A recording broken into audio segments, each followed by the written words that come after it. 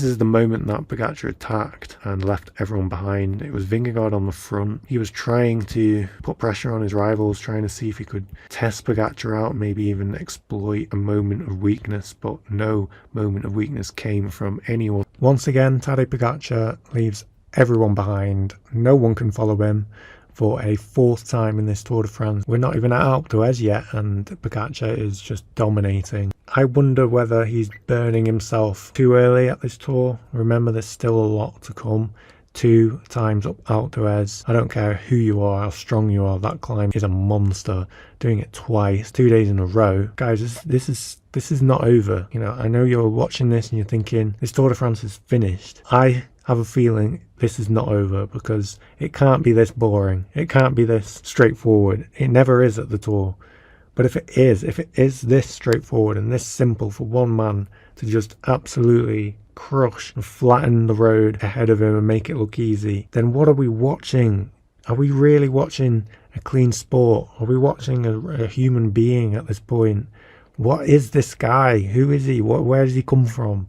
I mean, it's hard to get your head around. I mean, he's very talented, very gifted. I don't know what to say about this guy. Tadej Pogačar averaged an astonishing 24 km/h. So we can estimate with AI, based on the times that he did up Col de Hague, he probably averaged about 415 watts or 6.3 watt per kilo for 28 minutes 15 seconds. I mean, these are types of numbers that we're used to seeing now coming from Pogačar. We see a Pogačar dominating, destroying Vingegaard, destroying Ceysas, destroying all of his rivals. Oh my god.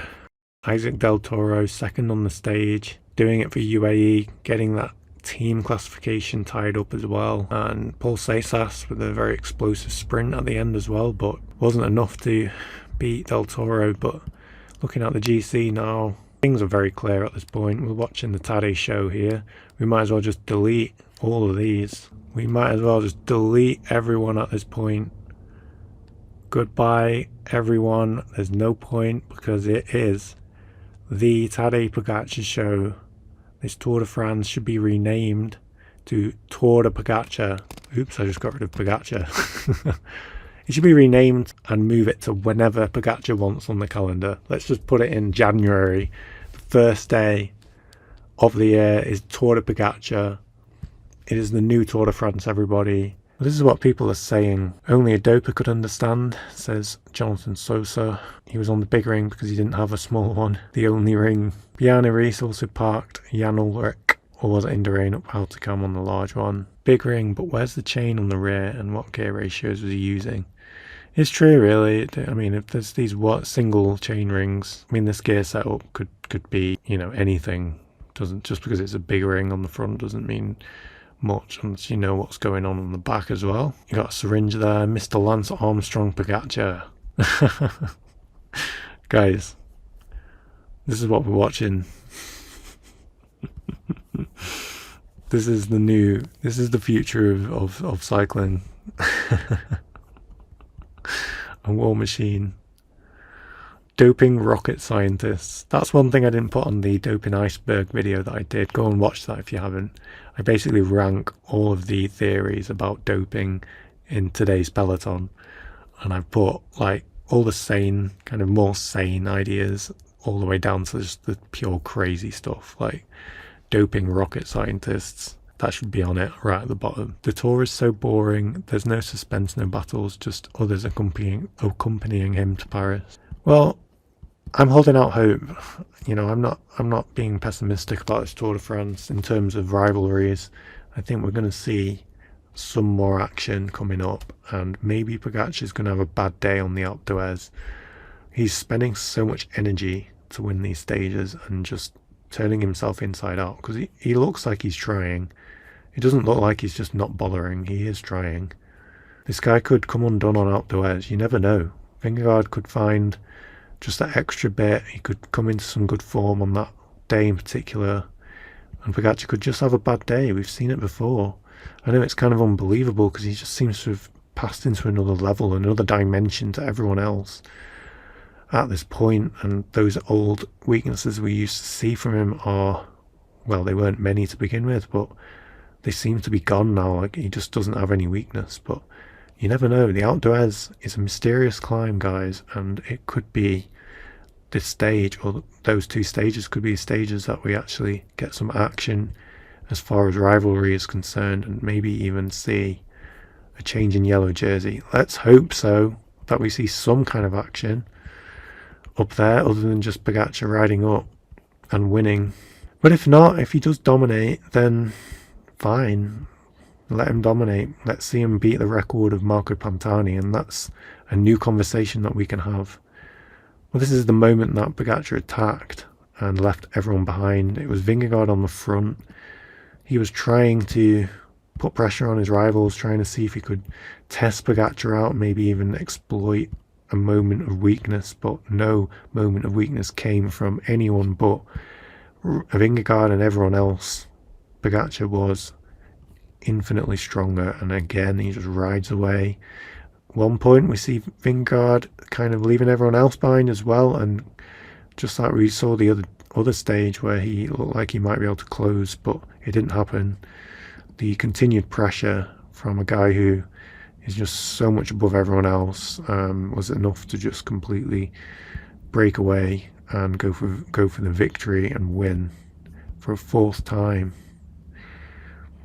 Do you remember this, guys? Do you remember when it felt like the Tour winner was kind of human, you know? He had weakness.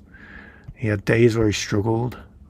He had days where he lost time and he had to fight back to get that time back. But yeah, that'll do it for this video. Tadej Pogačar, the best cyclist of all time, clearly going to win a 5th Tour de France and equal the official records that currently stand. And it's only a matter of time until he becomes the new record holder for most Tour de France wins.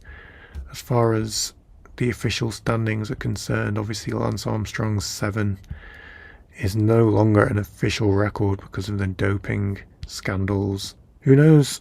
Will this come out as a dirty performance? Will it one day come out that all of this was fake? We'll have to wait and see, but a lot of people are having a hard time believing it. Lost faith in cycling, and at least a lot of people are just sort of tuning out at this point because they've seen it all before, and it's just no point in watching it, really. If you want to tune in and watch a guy in a yellow shirt just ride away from everyone and put his arms in the air for a 25th time now, go ahead. But you know, I think a lot of people are kind of tired of it at this point, and they want to see some epic, legendary battles between rivals who are, you know, able to push each other and able to find weaknesses in each other and have some suspense. That's why we tune in. A lot of people are just getting bored now. But if you enjoy this, if you're enjoying watching this domination continue, go ahead.